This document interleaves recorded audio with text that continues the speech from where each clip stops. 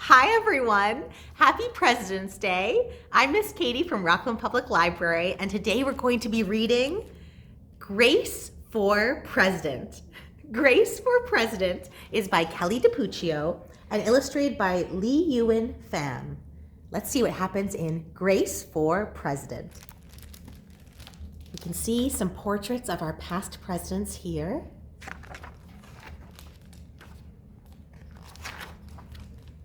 One Monday morning in September, Mrs. Barrington rolled out a big poster with all of the president's pictures on it. Grace Campbell could not believe her eyes. "Wait, where are the girls?" she asked. "That's a very good question," said Mrs. Barrington. "The truth is, our country has never had a woman president." "No girl president? Ever?" Grace asked. "No, I'm afraid not," said Mrs. Barrington. Grace sat at her desk and stewed. No girls? Who's ever heard of such a crazy thing? Finally, she raised her hand. "Yes, Grace. I've been thinking it over, and I'd like to run for president." Several students in the class laughed. "Well, I think that's a star-spangled idea, Grace," said Miss Barrington. "In fact, we can have our own election right here in Woodrow Wilson Elementary." The snickering in the room stopped. Grace smiled. "Would anyone else like to run for president?" Mrs. Barrington asked the class. Nobody raised their hand. Becoming president was going to be easy, Grace thought. The next day, Mrs. Barrington announced, "In the name of democracy, I've invited Mr. Waller's class to join our election. Their class has nominated Thomas Cobb to be their presidential candidate." Grace's heart sank. Thomas was the school spelling champion. His experiments always took a blue ribbon at the science fair. He was the captain of the soccer team. Becoming president wasn't going to be so easy after all, Grace thought. The teachers put the names of all 50 states and the District of Columbia into a hat. Everyone except for Grace and Thomas got to choose a state. "I'm Texas," said Anthony. "I'm New Hampshire," said Rose. "I'm Michigan," said Robbie. "Wait, what's the number 16 mean?" "Well, each state is assigned a number of electoral votes. That number is determined by how many people live in the state," said Mrs. Barrington. "Each of you will be the representative for your state."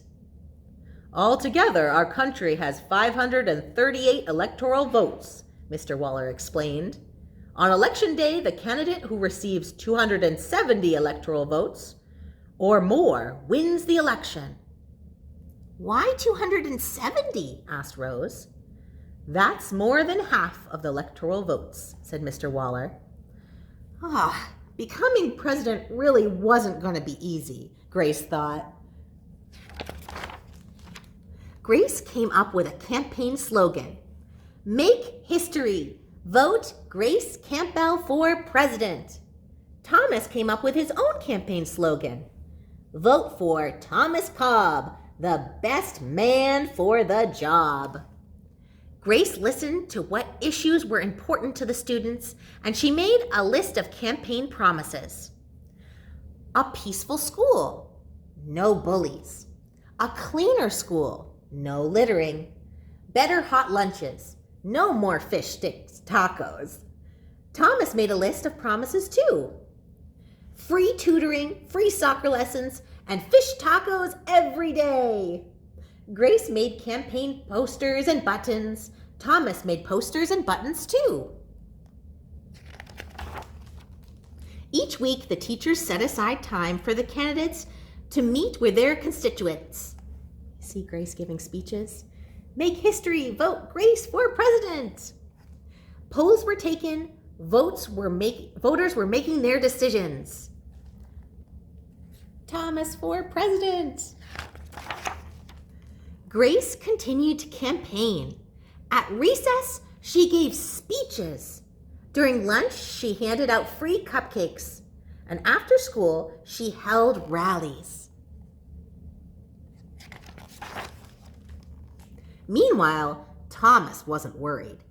He had clearly calculated that the boys held slightly more electoral votes than the girls.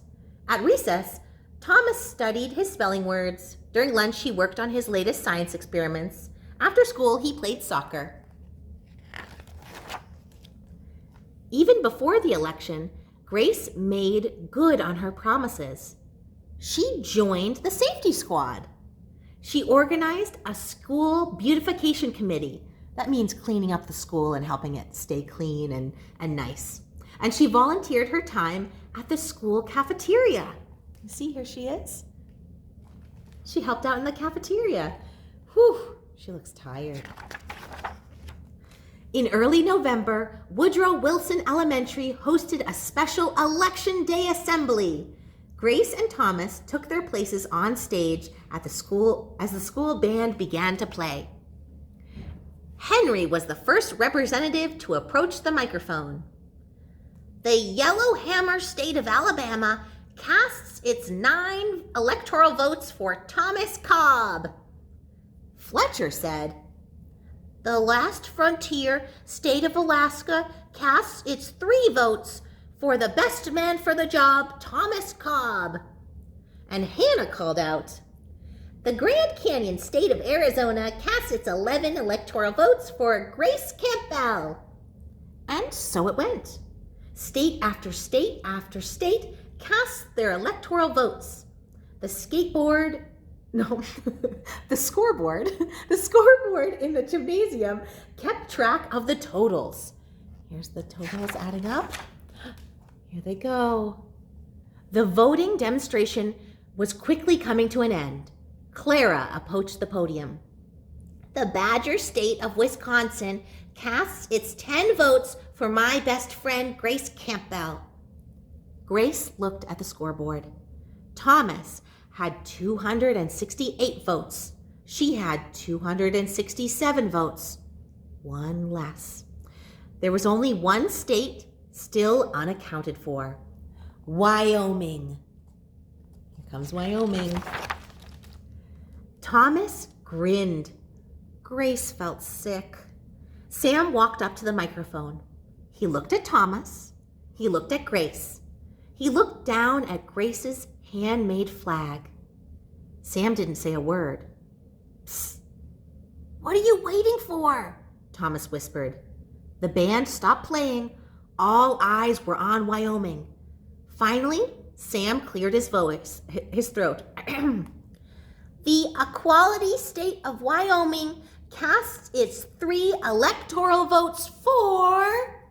Who's it gonna be? For Grace Campbell. The gymnasium erupted with cheers and a few boos. Mrs. Barrington approached the podium. With 270 electoral votes, the winner is Grace Campbell. Thomas looked stunned. Grace hugged Sam. Why did you do it? She asked. Sam handed Grace his flag. Because, he said, I thought you were the best person for the job.